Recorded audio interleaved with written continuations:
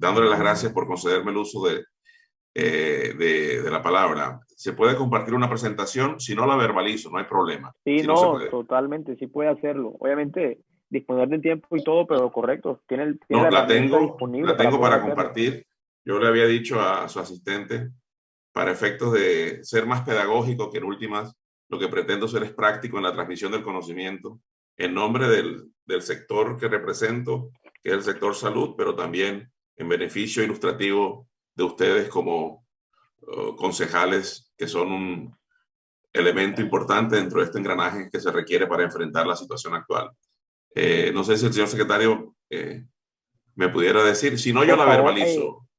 No, yo creo que sí está disponible la herramienta ahí en compartir pantalla. Listo. De igual manera, producción, por favor, en caso ya está de lista. Que no esté, ya está lista. Está habilitada la opción. Okay. Ya está habilitada la opción. Ok. Listo. Muchas gracias.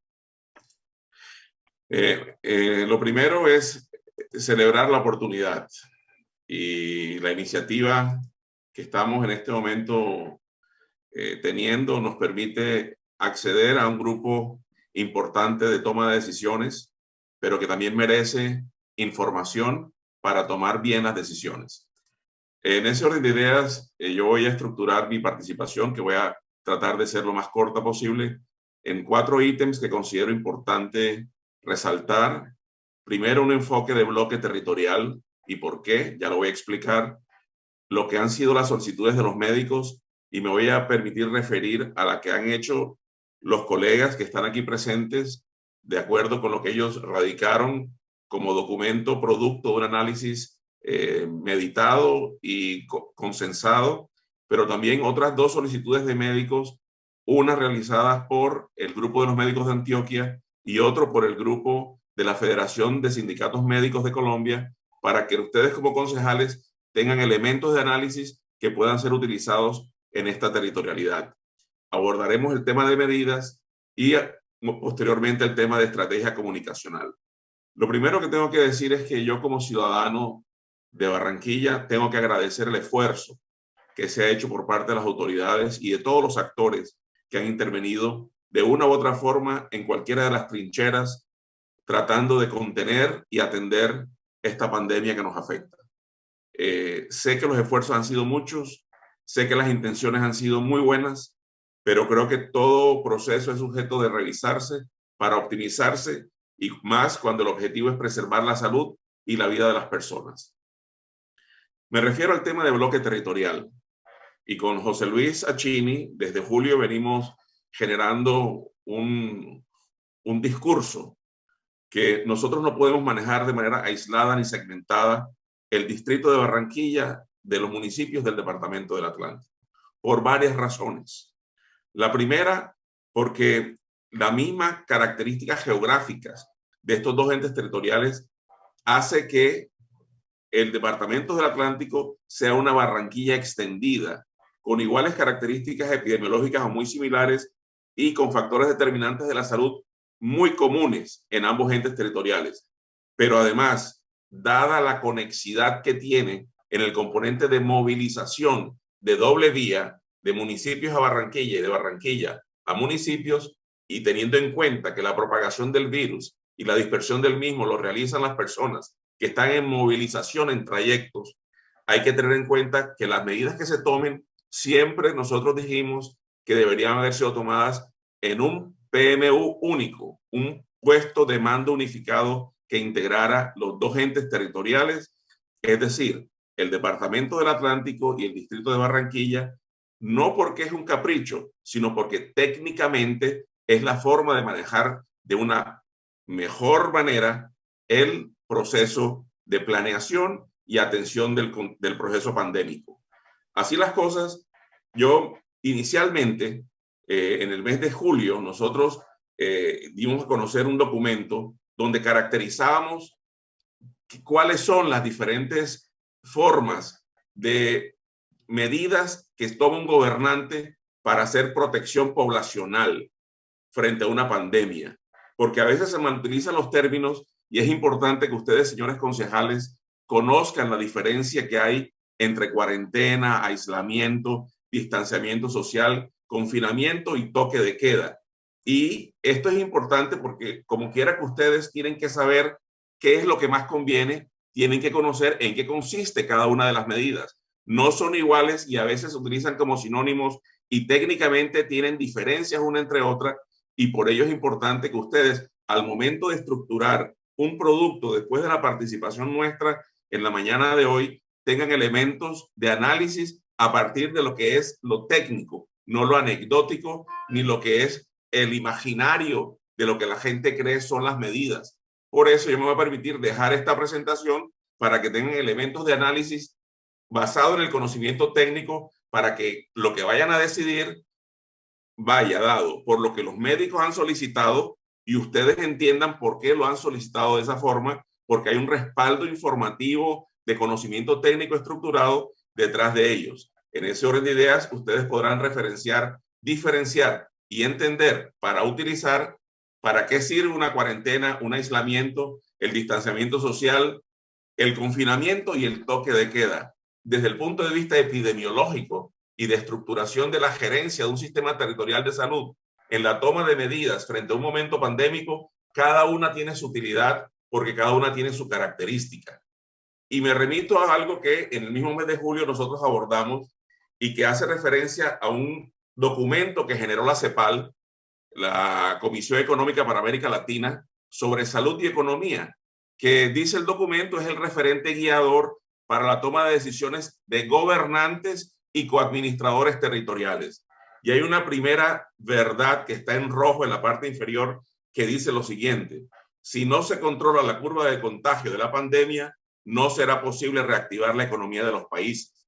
Y esto está dentro de un documento que se llama Salud y Economía, una convergencia necesaria para enfrentar el COVID-19 y retomar las sendas y el desarrollo sostenible en América Latina y el Caribe, buscando el equilibrio, ponderando cada uno de los componentes, salud y economía. Pero resalto la frase: si no hay control de la curva de contagio, no podrá haber nunca reactivación de la economía. Y nos vamos a las medidas que le enseñan a uno cuando uno se forma para el manejo del control pandémico, cómo hacerlas para efectos de que tengan el efecto positivo. Algo de esto tuve oportunidad de adelantarle al presidente el fin de semana cuando tuvimos una experiencia en común tratando de ubicar a un paciente ante la dificultad de la ocupación generada en las camas de UCI en Barranquilla. Voy a hacer referencia a ellas de una manera rápida, pero es fundamental que ustedes conozcan para qué son las medidas.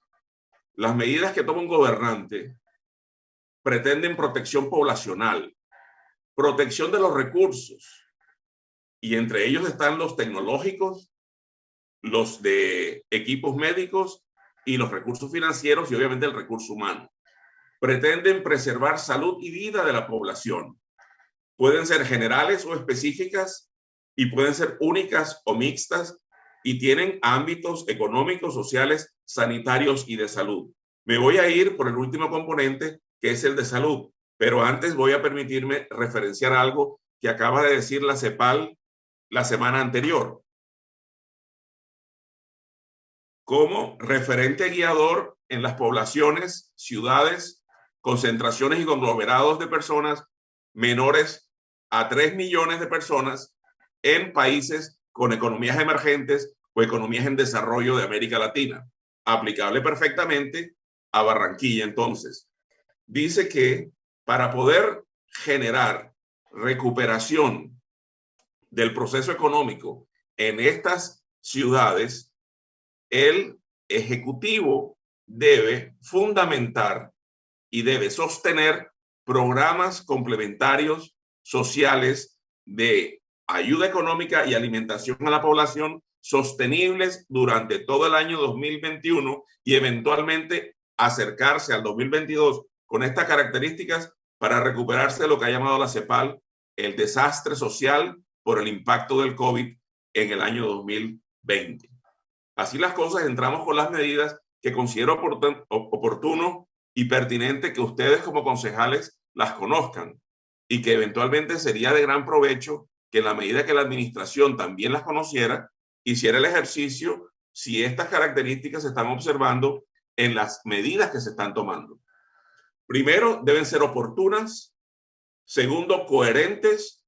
Y tercero, consistentes y pertinentes. Estas medidas generadas por la gobernanza territorial en un momento pandémico tienen un propósito al tener esas características y son las que me voy a permitir explicar brevemente. Inicialmente, oportuna para impedir la mortalidad evitable. Segundo, coherente con respecto a la realidad epidemiológica de la territorialidad. Y tercero, consistente y pertinente con el tipo de población a la que se le va a aplicar. Voy a explicar cada una de ellas de manera breve. Primero, oportunas. Y es que deben ser cuando deben ser, no de manera reactiva, sino proactiva y con alistamiento de criterio. Es decir, si se piensa evitar la mortalidad que es sujeta de evitarse, entonces debe ser oportuna la medida que se tome, que se adopte, que se imponga y que se ejecute. ¿Qué es la mortalidad evitable? Muchos de los médicos que están aquí presentes la conocen, pero yo quiero trasladar esto, que esto es construcción de política pública nacional y territorial, y ustedes tienen la responsabilidad territorial. La muerte evitable se define como aquella muerte que, dado los conocimientos médicos actuales y la tecnología, podría evitarse por el sistema de salud a través de acciones de prevención y o tratamiento, y aquí viene, y o decisiones oportunas en tiempos de crisis. Y estamos en este momento en un tiempo de crisis. Por lo tanto, para evitar que haya muertos que pueden ser evitados a partir de decisiones pertinentes, tenemos que tomar medidas oportunas, coherentes con la realidad epidemiológica de la territorialidad. Tiene que ser coherente, es decir, una medida se toma porque hay razón para tomarla. Y para ello hay unos trazadores o indicadores que son de dos tipos, unos gruesos y otros finos, que deben ser referenciados por parte del tomador de decisión para adoptar la medida correspondiente. Y es por eso que dentro de los gruesos tenemos los contagios y los fallecimientos, que son las cifras que diariamente nos está reportando el Instituto Nacional de Salud y son los que en el día de ayer llegaron a unos números jamás pensados en nuestra territorialidad. Y hay unos finos que son estos 5, que son la hospitalización, el número reproductivo del virus, la tasa de letalidad, el porcentaje de ocupación de UCI y el avance de la vacunación. Esto es técnica constructora de política sanitaria territorial frente a una pandemia. Esto no es inventado por Uraí Beltrán. Yo estoy trayendo un escenario informativo para que se construya una solución en la medida de lo posible compatible con lo que se necesita, teniendo en cuenta criterios técnicos, no anecdóticos, nada subjetivos, sino objetivos. Y nos vamos a los indicadores gruesos, que son los contagios y los fallecimientos, que son los que ustedes día a día reciben como información al finalizar la tarde y que arman, de acuerdo con su comportamiento, una tendencia. Nosotros hace 15 días hemos evidenciado una tendencia ascendiente porque va marcando el ritmo de lo que va a ser el día anterior cuando revisamos el del día de hoy frente al del día de ayer y vemos una tendencia. Y lo consideramos como un indicador importante para una toma de decisión de la medida correspondiente. Sin embargo, lo que ahora, teniendo en cuenta el problema de 10 ciudades en Colombia, incluyendo Barranquilla, la epidemióloga colombiana Zulma Cucunubá, que está vinculada al Imperial College de Londres, y es un referente mundial en la toma de decisiones de este tipo a nivel mundial, ha dicho que si bien el indicador de la ocupación de UCI sigue siendo importante, se ha dado una circunstancia coyuntural y es el incremento exponencial de la transmisión del COVID. Y por lo tanto, no podemos esperar tomar decisiones teniendo como referencia las muertes. ¿Por qué? Dice ella en un trino que generó en el día de ayer a raíz de lo que está pasando en estas 10 ciudades colombianas, incluyendo Colombia. Si tomamos decisiones relacionando el tema muertes, nos estamos atrasando, y lean ahí lo que dice el Twitter de ella, nos retrasan unas 2 o 3 semanas a actuar, y nosotros no podemos ser reactivos, sino proactivos al momento de generar la dinámica de la decisión. Cuando referenciamos los indicadores finos, tenemos las hospitalizaciones, que son las que indican las complicaciones por la infección viral debido a la condición de los pacientes y al complemento de medidas sanitarias implementadas. Segundo, el número reproductivo del virus, que lo han dicho los colegas que me han antecedido, y es cuántas personas puede contagiar una sola persona infectada, que es lo que nos preocupa. A nosotros como médicos no nos preocupa, obviamente que nos genera preocupación el número de contagios confirmados como casos comprobados por la prueba. Nos preocupa es la capacidad de infección y contagio que genera esa persona que está documentada como positiva por el contacto que tiene y el contagio que va dispersando al momento de interactuar con la comunidad. Si no existe una medida restrictiva que limite esa movilización de la persona. El tercer punto es la tasa de letalidad, que indica el número de fallecidos sobre el número de infectados y es el que indica el mayor riesgo de daño por parte del virus. Y tenemos dos que ustedes han oído mucho, pero es donde uno no entiende si se está aplicando o no el concepto. Cuando se habla que el porcentaje de ocupación de UCI es la clave para salvar vidas, pero considera la técnica epidemiológica que por debajo de 70 es lo deseable porque evita el estado grave si se quede sin la atención debida, pero cuando ya está por encima de 70 existe un criterio crítico. Entonces aquí viene lo que se está hablando ahora en lo nuevo de la técnica del control pandémico. Los colores de las alertas no son los que salvan vidas. Lo que salvan vidas son las alertas con los colores correspondientes en el momento oportuno y con un complemento. Y es ese... Perdón. ¿Puedo continuar? El control pandémico debe incluir, obviamente, un componente actitudinal del ciudadano frente al riesgo que se está evidenciando por parte de la comunidad científica y la está documentando.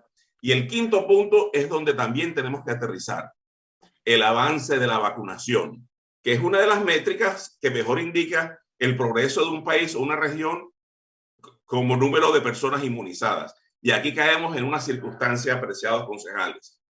El problema no es de vacunas. No se puede decir que es porque no hay vacunas disponibles que no se está vacunando. Nosotros tenemos dos variables al momento de evaluar una vacunación.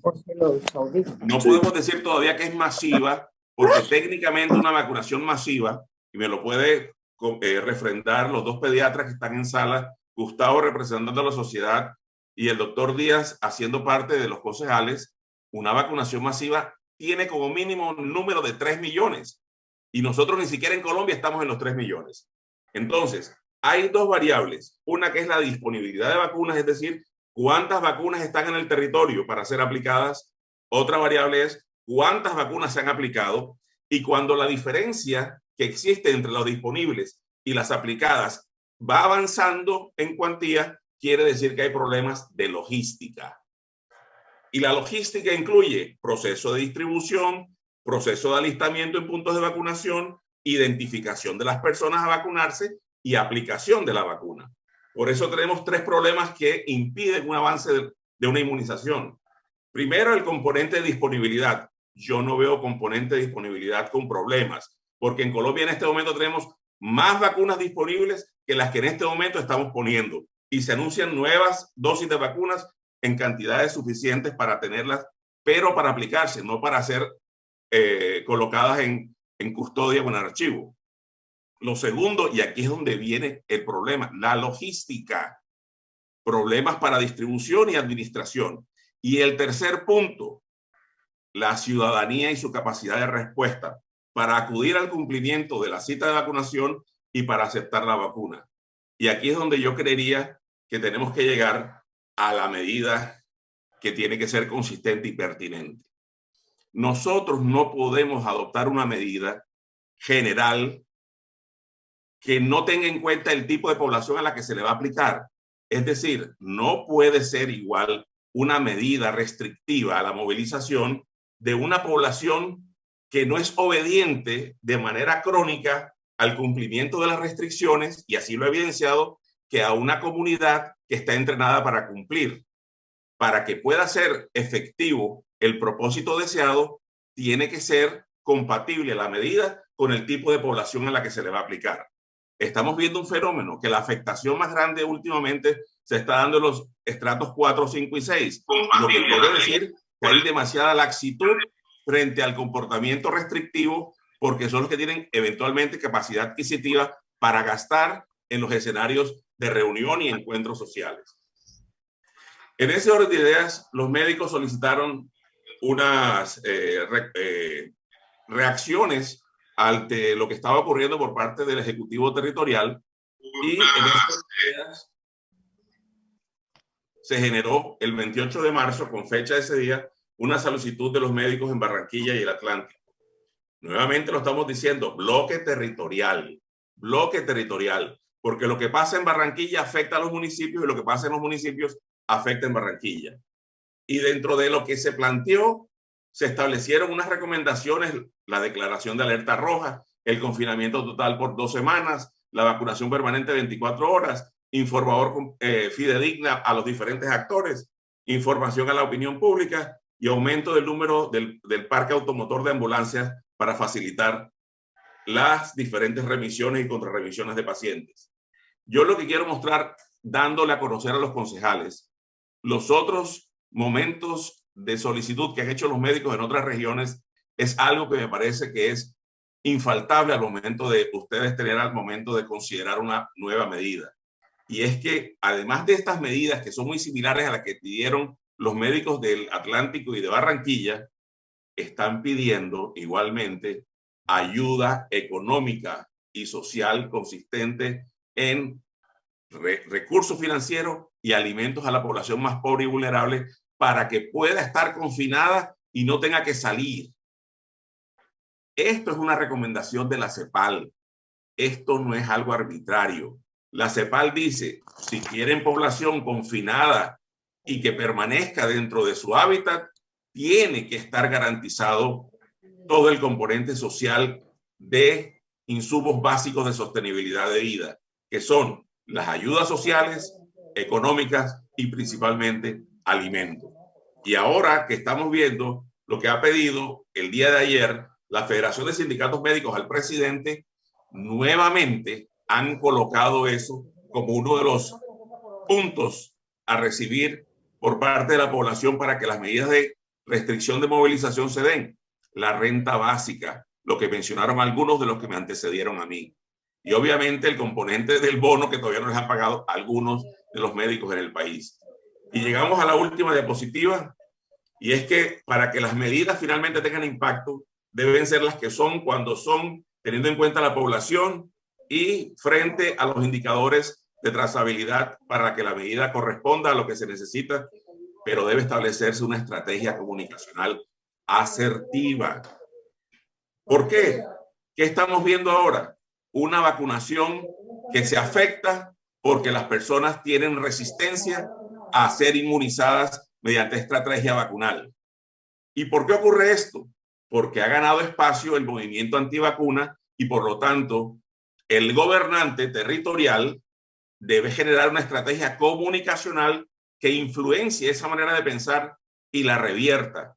Nosotros en Colombia iniciamos el 17 de febrero la vacunación con una resistencia a la vacunación, es decir, las ganas de la gente de vacunarse o la prevención de no vacunarse era del 42%. Hoy andamos con el 37%, eso es muy alto. porque se pierde un esfuerzo financiero, se pierde un esfuerzo en tiempo, pero lo que es peor, se pierde el objeto de la vacunación, porque como ustedes conocen, estamos pretendiendo llegar a un 70% de la población a vacunar para lograr la inmunidad de rebaño. Y al ritmo que vamos, cada vez se aplaza más ese tiempo. ¿Por qué? Porque se está viendo que el ritmo diario de vacunación en ocasiones resulta ser menor al del día anterior. La recomendación final: trabajo colectivo, conciencia colectiva, unamos esfuerzos, pero tengamos en cuenta lo técnico, porque lo técnico importa mucho y es guiador. Es más fácil que una persona no se equivoque si se referencia en la decisión con fundamento técnico a que si lo toma por un cálculo distinto a lo que los criterios técnicos definen. Quedémonos en casa, salgamos a lo esencial, pero tomemos las medidas que el Atlántico merece recibir, que el distrito merece recibir, para que todos podamos salir de esta que es la mayor crisis sanitaria que ha vivido esta territorialidad. Muchas gracias a los concejales y ojalá sirva de insumo para toma de decisión estos elementos informativos, y me comprometo a darle traslado documental al secretario para que ustedes dispongan del contenido de las diapositivas que se han presentado. Muchas gracias. Muchas gracias, doctor Ulay, por su bastante amplia y diciente información y sobre todo la presentación tan organizada. Le agradezco que nos haga envío de esta información como lo acaba de manifestar al secretario general del Consejo, y así nosotros poder también tener un estudio minucioso sobre lo que se acaba de presentar. Así que muchas gracias por su intervención, es extremadamente valiosa para nosotros como la de los otros colegas que lo han acompañado hoy en el uso de la palabra. Como complemento y de manera rápida, recuerdo un par de cosas que dije que tal vez aclaran inquietudes que sobre el tema alcancé a escuchar en la ronda que hubo de los honorables concejales. La primera frase es la que da la CEPAL en el debate de salud versus economía.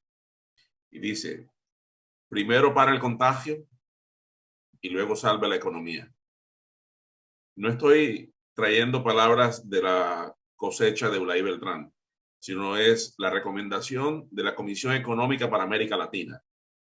La segunda mención que hace la CEPAL es: en ciudades con menos de 3 millones de habitantes, localizadas en países con economía emergente o en desarrollo, dado el daño que se generó a nivel de toda la infraestructura productiva del año 2020 por la pandemia, los programas de protección social que incluyen ayudas alimentarias y económicas deben sostenerse en todo el 2021 y eventualmente hasta el año 2022. Por eso, para cualquier lockdown que se esté preparando, tiene que generarse el componente de sostenibilidad financiera a partir de los recursos que para ello disponga de manera extraordinaria la nación o el ente territorial. Porque no puede haber una circunstancia donde la gente quede encerrada sin que se le garantice las garantías sociales para poder vivir durante esos días en tranquilidad.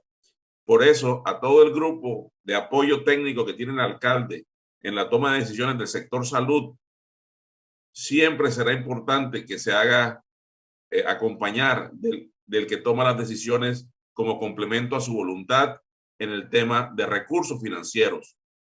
Toda la estructura de los países que en este momento están enfrentando en América Latina como país los programas de protección social en el año 2021 tienen como un gran soporte en la toma de decisión el responsable de la administración de la hacienda pública en el país, porque es el facilitador del recurso financiero o el estratega para la consecución de los mismos.